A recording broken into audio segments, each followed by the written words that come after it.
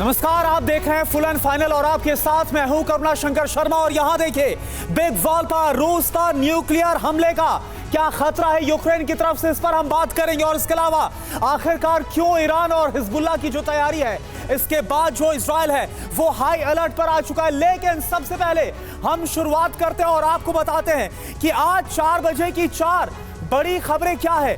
ये जानकारी आपको जानना बहुत जरूरी है क्योंकि 2 फ्रंट्स हैं जो कि बेहद विस्फोटक हो गए हैं। तो 4 बजे की 4 बड़ी खबरें आप देखिए। यूक्रेन पर न्यूक्लियर प्रोवोकेशन की साजिश का आरोप लगा है। मिडिल ईस्ट वॉर में शामिल होंगे फ्रांस और ब्रिटेन। यह खबर क्या है, इस पर पूरी डिटेल आपको देंगे। और इसके अलावा इजराइल पर हमले के लिए तैयार है ईरान और हिजबुल्लाह, वो तैयारी उसकी तस्वीर भी आपके सामने होगी। और साथ ही अमेरिका से ईरान पर हमले की जो मांग है वो काफी ज्यादा तेज हो गई है। किसने आखिरकार अमेरिका से मांग की है कि ईरान के खिलाफ हमला बोला जाए और इजराइल ने क्या रणनीति बनाई, ये सभी खबरें होंगी। लेकिन हम शुरुआत कर रहे हैं बड़ी खबर के साथ। हिजबुल्लाह का इजराइल पर बड़ा हमला हुआ। ये बड़ी खबर आपके सामने टीवी स्क्रीन पर। हिजबुल्लाह ने लेबनान से दागे हैं दर्जनों रॉकेट। हिजबुल्लाह के टारगेट पर आईडीएफ इजरायली डिफेंस फोर्स के बेस इस वक्त हिजबुल्लाह के टारगेट पर है। तो ये देखिए पहली बड़ी खबर इस वक्त आपके सामने टीवी स्क्रीन पर। हिजबुल्लाह के टारगेट पर आईडीएफ इजरायली सेना के बेस है और ये बड़ी खबर। और साथ ही साथ जो हालात इस वक्त बनते हुए नजर आ रहे हैं वो इस वक्त हम आपको दिखा रहे हैं। तो एक तरफ हिजबुल्लाह और दूसरी तरफ ईरान ने इजराइल के खिलाफ बड़ी और पुख्ता तैयारी की। वो तस्वीरें भी आपको दिखाएंगे। लेकिन इस बीच किस तरह से हिजबुल्लाह लगातार बड़े हमलों का अंजाम दे रहा है वो भी एक बार आप जरा देखिए। ये देखिए आप किस तरह से लगातार जो हिजबुल्लाह है वो बड़े हमलों का अंजाम दे रहा है।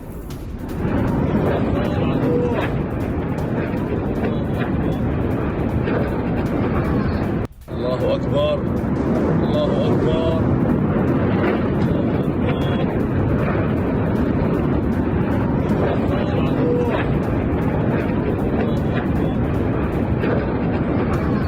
अल्लाहु अकबर, अल्लाहु अकबर।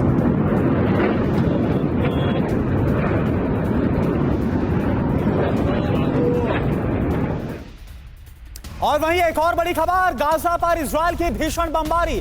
खान यूनिस में आईडीएफ का ऑपरेशन सिनवार को टनल से बाहर निकालने की कोशिश हो रही है। याहिया सिनवार के खिलाफ यह बड़ा ऑपरेशन जो छेड़ दिया गया है इजरायली डिफेंस फोर्स की तरफ से। 1 हफ्ते के भीतर खान यूनिस में दर्जनों टनल नेटवर्क को तबाह किया गया। ये देखिए आप तस्वीर इस वक्त आपके सामने। गाजा में किस तरह से इजरायली फोर्स बमबारी कर रही है, भीषण बमबारी की तस्वीर आपके सामने। खान यूनिस की याहिया सिनवार को खोज निकालना, उसका खात्मा करना है, ये मिशन इस वक्त आईडीएफ का है इस्माइल हानिया के बाद।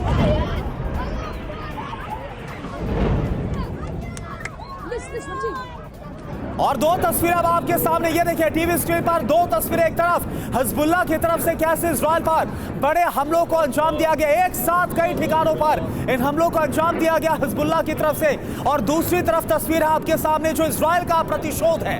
इजराइल का प्रतिशोध गाजा में हमास के खिलाफ याहिया सिनवार, जिसको इस्माइल हानिया के बाद कमान मिली है। अब आखिरकार याहिया सिनवार को ढूंढ निकालना, उसका खात्मा करना है। इस ऑपरेशन में इजरायली फोर्स आईडीएफ जुटी हुई है।